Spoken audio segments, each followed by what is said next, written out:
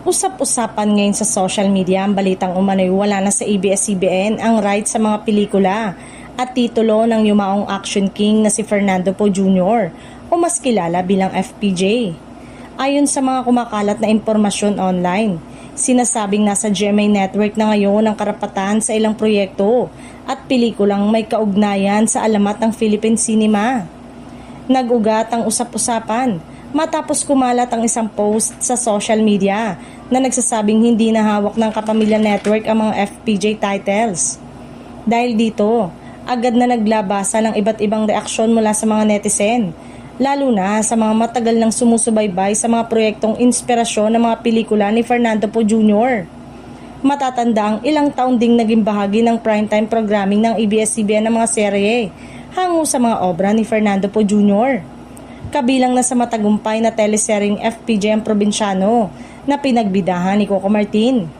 Sinundan pa ito ng panibagong serye na FPJ Batang Quiapo na patuloy na tinatangkilik ng mga manonood. Dahil dito, marami ang nagsasabing tila nakakalungkot ang sitwasyon, lalo na para kay Coco Martin na matagal nang naging muka ng mga proyektong may kaugnayan sa FPJ brand. May ilang netizen ang nagbigay ng haka-haka na maaaring ito na ang huling pagkakataon na makagawa si Coco ng seryeng hango sa mga kwento ni Fernando Poe Jr. Mas lalo pang napansin ng mga tagahanga ang pagiging emosyonal ni Coco Martin sa ilang pagkakataong habang nagpapasalamat sa mga manonood at sa mga kasamaan sa serye.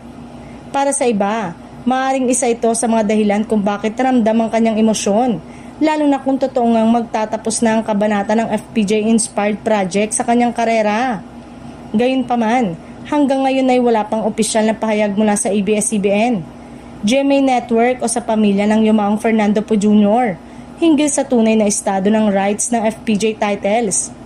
Patuloy na naghihintay ang publiko ng kumpirmasyon kung may katotohanan nga ba ang kumakalat na balita o isa lamang itong haka-haka sa social media.